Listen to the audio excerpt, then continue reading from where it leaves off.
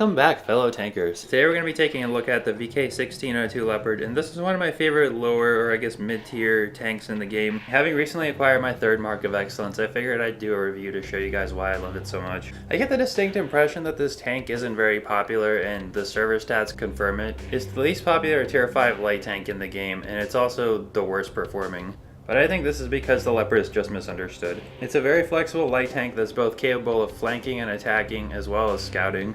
It has a powerful little autocannon that can dump 360 damage in about 1.5 seconds. The fact that you're firing 12 shells in one clip also means the module damage tends to be pretty high. It's pretty powerful, and it has great gun depression over the sides as well. It has great camo, it has best-in-class horsepower per ton, except for the elk of course. But it also has best-in-class armor and heavy weight, which makes it great for ramming. You're probably wondering why you'd want to ram in a light tank. Specifically, the targets you should be looking for are enemy light tanks to perform counter reconnaissance roles, and also artillery. Good tanks to ram with this would be the elk of course, and any of the 12-ton such as the AMX 12T and 13-ton chassis French tanks. You can ram Chaffies, T-37s, T-71s, Hellcats, Scorpions, M41 artillery.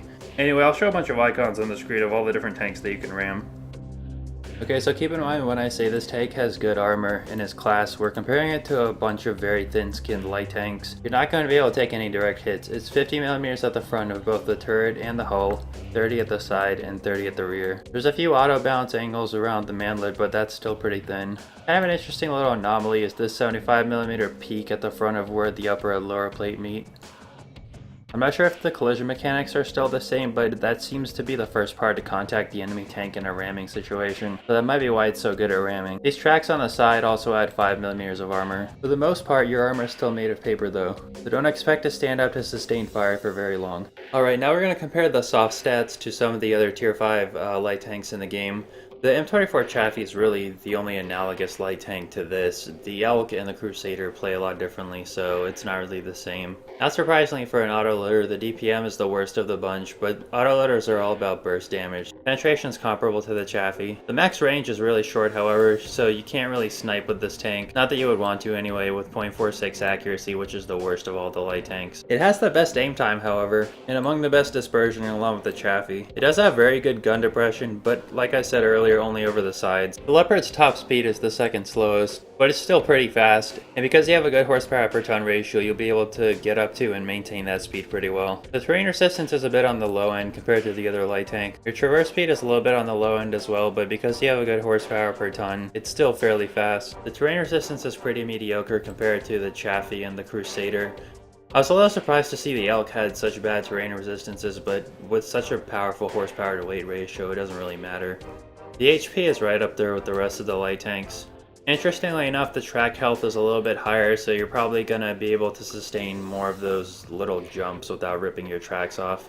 The view range is among the best, and the camo value is among the best too, which is a little bit surprising to see that it has better camo value than the Chaffee. And as you expect with a light tank, your radio range is pretty good. Now on to the internal modules. That's right, ridiculous, boldly going where no YouTuber has gone before. Well, it's probably not fair to say no YouTuber, but I don't really see a lot of guys covering this, and I feel like they should because it's pretty useful. So these are the internal modules in the Leopard, and you can see here these little Lego looking things are the people. Things to note in this tank are the red boxes are the engine components, and you have like a piece of transmission here. It's very easy if someone shoots your front sprocket here to get tracked and also get your engine knocked out at the same time, because this counts as engine damage.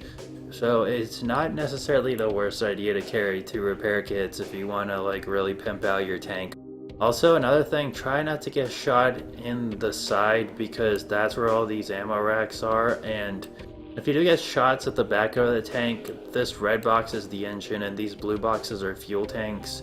So if you want to catch it on fire and you have a side shot, try to shoot it low in the back here, but if you have a back shot, try to shoot it high in the back as well. That way you'll penetrate the fuel tanks and the engine and likely set it on fire.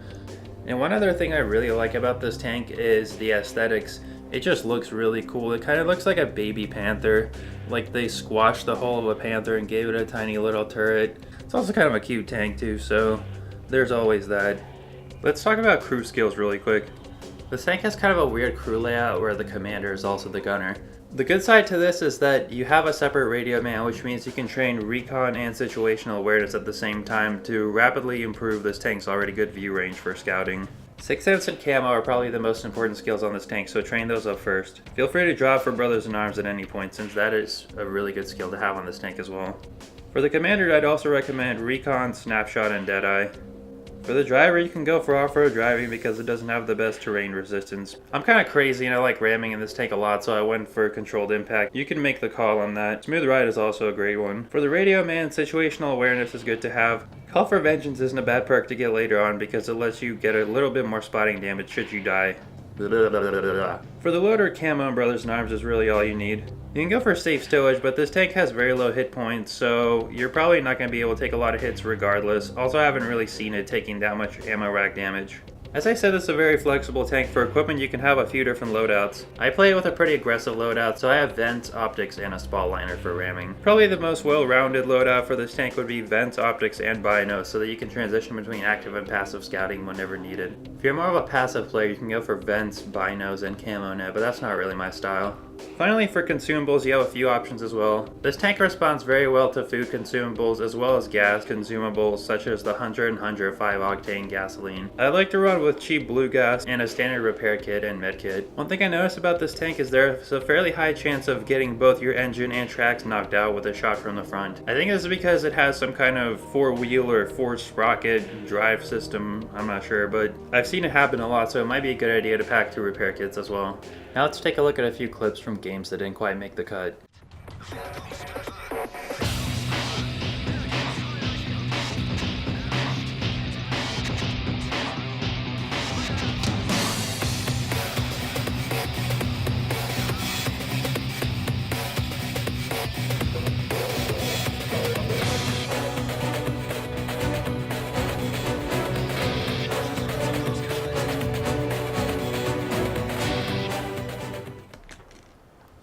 Alright, so here we are mid-action, and I've been just sort of surfing the ridge line up until this point, but I haven't really been spotting anything. And in case that you can't really spot in this tank or it's all about aggressive action, check this out.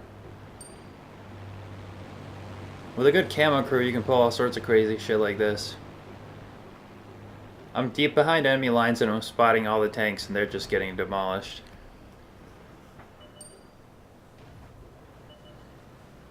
And these guys don't really know where I am because I have a very good crew camo and I'm basically hull down here. Keep in mind in your light tank, the stationary and moving camo values are the same, so there's no incentive to standing still. Unless of course you have binoculars, but I mean, I'm more of an active spotting kind of guy.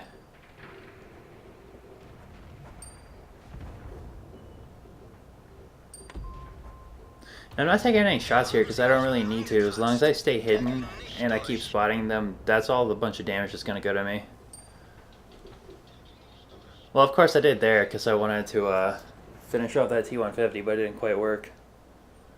Should have loaded the gold rounds.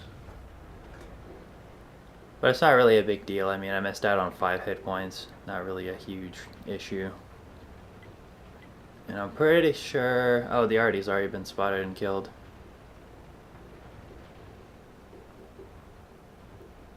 So yeah, with a good camo crew and good view range that this tank already has, and especially improved with optics and crew skills and stuff like that, you can really spot very well.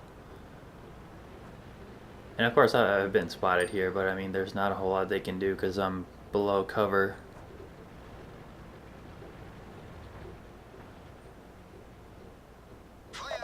That little ding indicator just keeps going off constantly.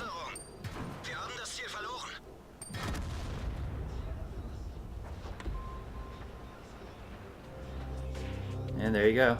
Alright, so really quick, I just wanted to show you, look at that, almost 3,000 spotting damage in that game. Didn't really fire that many shots, didn't really do that much damage of my own, but I didn't need to. Got a patrol duty and a first class mastery badge, and I think that's a spotter, yeah, I'm pretty sure that's a spotter medal. Just from spotting, so... And another thing, our little money shot here. This tank makes pretty good money, and I'm going to talk about more of that later towards the end of the video, but you can see, like, that's a pretty good for a non-premium account. There's no premium account there. Pretty decent profit overall. It's almost completely pure profit. Of course, these are on sale, so that probably helps, but Yeah, anyways. So here we are on Erlenberg. There's not a lot going on in the first half of the game, so the SEC actually did have some interesting history that I'd like to segue in really quick. Um, so basically, in 1941, Germany was planning to build a new recon tank, and manufacturing was supposed to be split between two factories, MEAG and Daimler-Benz, and they're supposed to build the hull and turret separately and then combine them later. Two versions of this tank were actually planned, a lighter 18-ton and a heavy 26-ton version, but the light version interest for that quickly, fell away, so they started to focus on the heavy version. And I'm not quite sure which version is like depicted in the game here. I think it's the kind of a weird hybrid because it's about 22 tons, which is more or less smack dab in the middle. Um, but yeah, and it never came with the 30 millimeter autocan that's on this. That was an anti-air gun, or I think it was actually mounted on some airplanes. I'm not sure, but that's completely a wargaming thing, or either that or they know something I don't. Anyways, I'm going towards this little spot here, and I like this spot in my light tanks and in my hull down. Whoops. In like my little hull down turret tanks, because you can go hull down here, and if you have a good turret, you can deliver quite a few shots.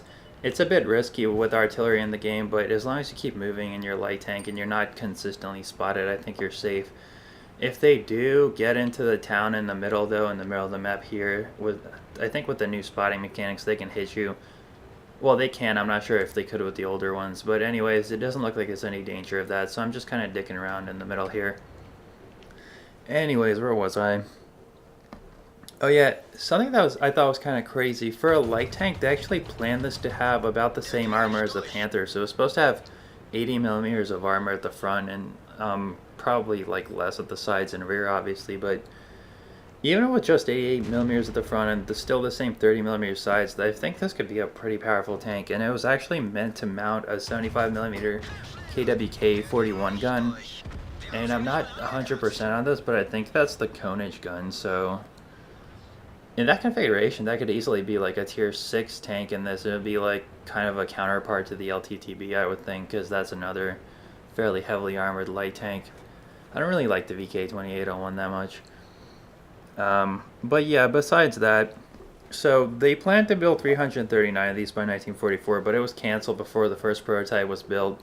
Obviously the war was ending, but also they found it was a lot more cost effective to just convert their Panthers for reconnaissance duty instead of building a whole new reconnaissance tank. And logistically it was easier too. But they actually planned a few other variations of this tank. This is what I really thought was interesting, and they could almost like populate the tree a little bit more with some of these variants if they found more information on them. They were planning to build a 105 millimeter Lefebvre kind of gun carrier tank with this, and it was designated the Waffenträger Leopard. And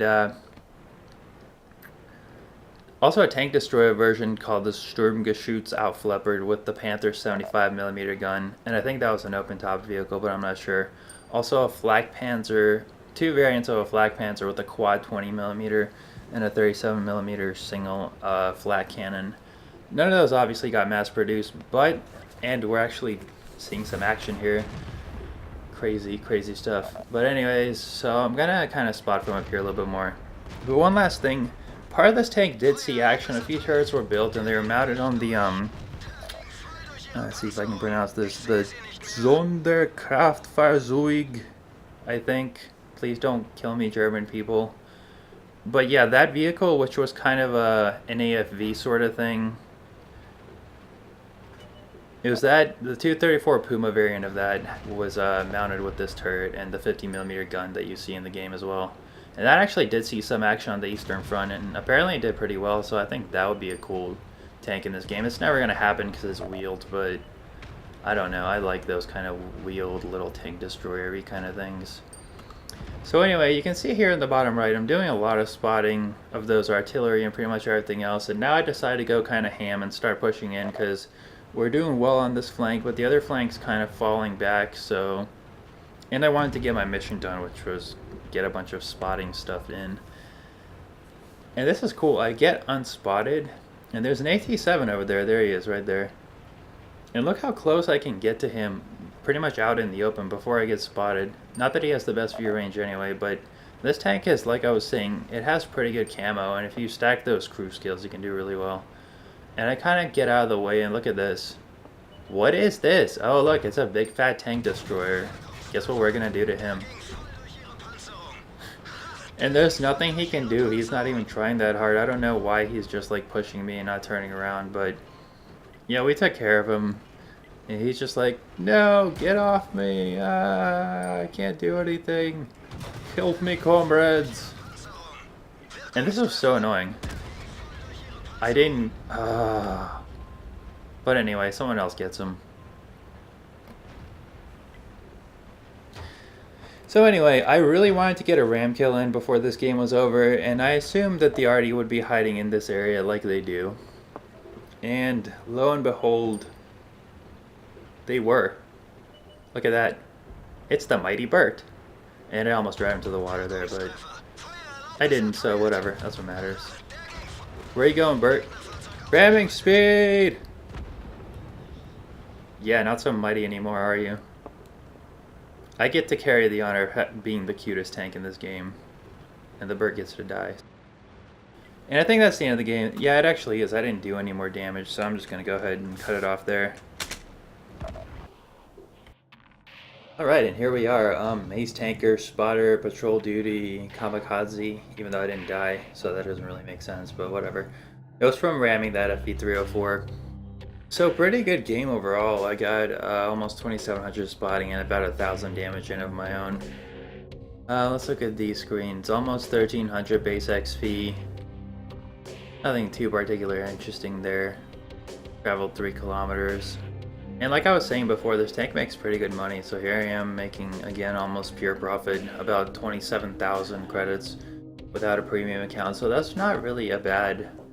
That's not really a bad way to go, and that's kind of, it brings me to my next point about this tank. If I can show you, where is it? So here's a little session in the bottom right hand corner there. You can see where I was playing, basically the session I was playing in order to get my 3rd gun barrel mark. It was about 40 games. I had like 2 or 3 with other tanks thrown in there, but it was mostly just this tank. And you can see I made 307,000 credits, with no premium account with just this little tier 5 light tank. And that's my point, is if you don't have any premium tanks, you're one of those players that can't afford them or just refuses to buy them or whatever, and you grind credits with your standard tanks, this was definitely a good one to go with, because you can get money from spotting and you can do a pretty decent amount of damage with this gun and standard ammo, and the APCR only has a little bit more penetration, so there's not much sense in spamming gold either. And it's also great. I was saying at the beginning of the video that this tank has pretty bad stats overall in terms of other people playing it. You can see here in this little short play session, my WNA rating specific to this tank was almost 4,000. So you can really stack, you can really farm your WNA in this tank if that's kind of your thing. And it's kind of teaching you how to play the game as well. And let me show you here. My her tank efficiency is really good in this tank, which kind of goes to show that people aren't that great at it. So if you learn to be good at this tank, you can watch your statistics go up pretty well. Sorry I didn't put out a video in a while. My old recording rig kind of died on me, so I had to build a new one. Hopefully you noticed the graphics improved quite a bit, and you know, the quality of the videos should definitely be a lot better from now on. Hope you guys enjoyed. Let me know if you guys have any ideas for videos you'd like to see me do. Oh yeah, and I'm probably gonna have a part 2 of this tank, because I had a few other Ace Tanker games in that play session that didn't quite make the cut, and I just wanted to keep the review pretty short, but I'll throw them into a part 2 of this video, so stay tuned for that. Anyway, thanks for watching. Rate, comment, subscribe, etc. Bye.